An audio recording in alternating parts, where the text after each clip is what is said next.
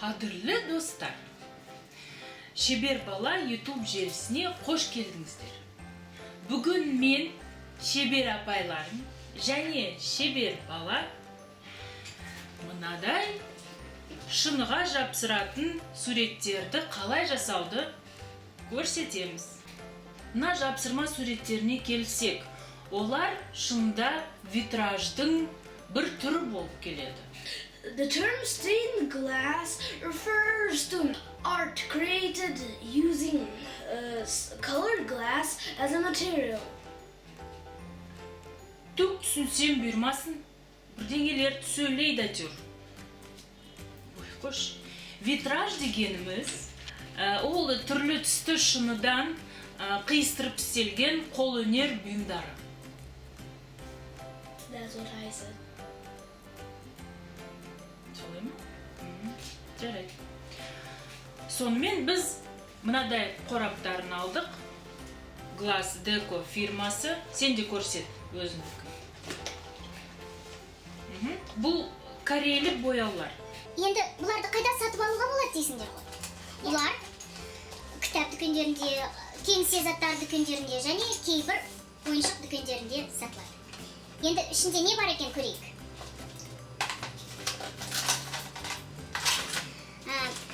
Мынандай мысал суреттері бар.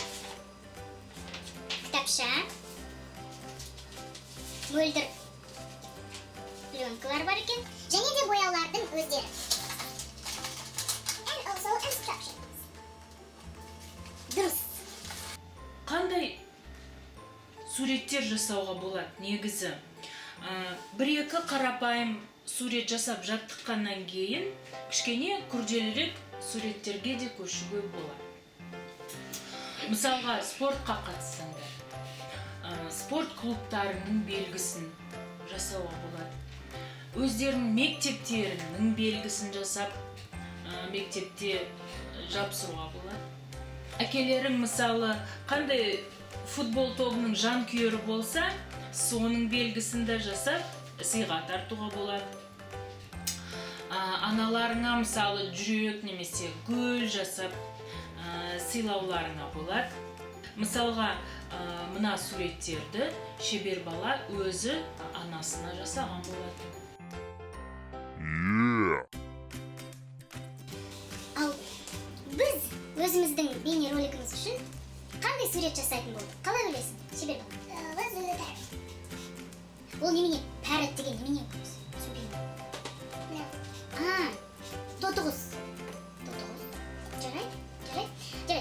Біз көп ойланып, Қазақстан күрес федерациясы Қазақстан барысы атты эмблемасын жасауға шешімге келдік.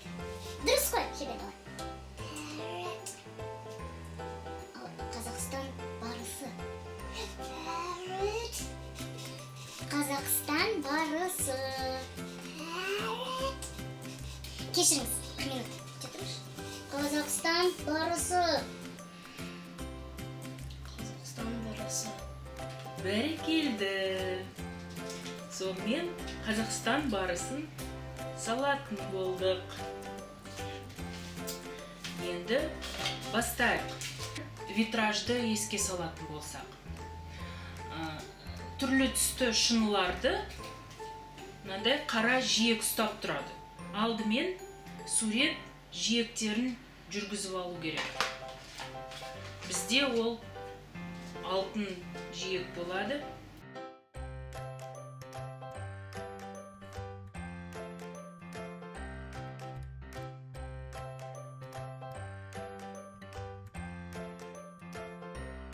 Сурет жиектерін жүргізіп аламыз да, кеткенше 1-2 сағат күтеміз.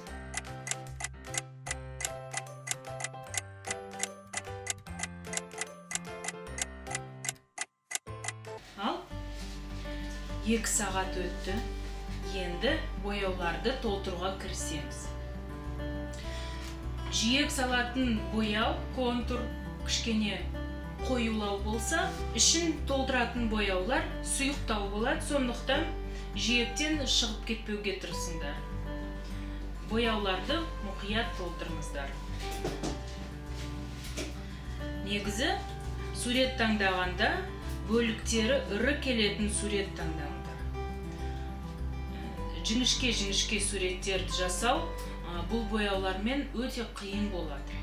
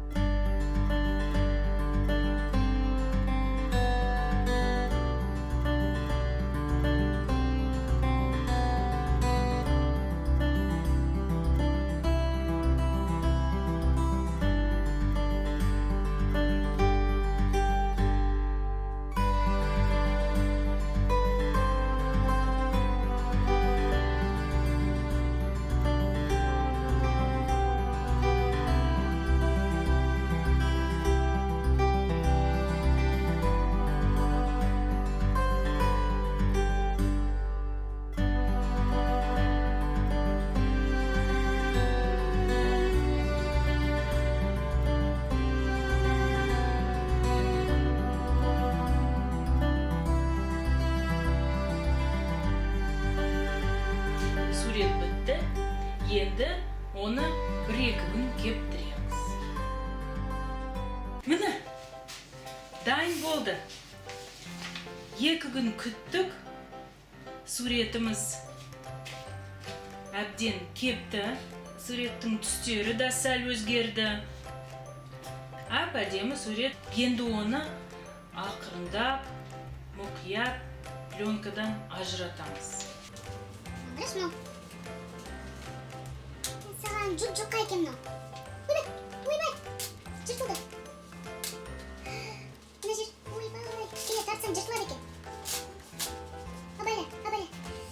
Міне, Шебер апайлардың қолынан бәрі келеді. Шебер апайлардың қолынан майы тамған Шебер. Сен өзі кішкене арырақ отыршы. Маған бөгет жасап отырсың сен.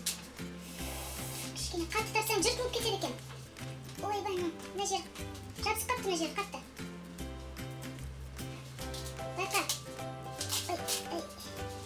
Жыртылса жаман ма? Әні. Дайын болды. Міне көрдіңіздер ме? Қандай әдемі Қазақстан барысы.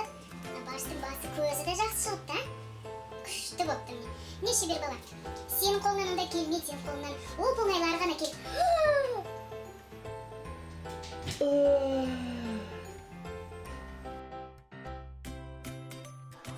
Достар, бәрі де қалжың ғой. Егер бейнеролигіміз сіздерге ұнаса, төменде лайк қойыңыздар, және де желімізге жазылыңыздар. Рахмет.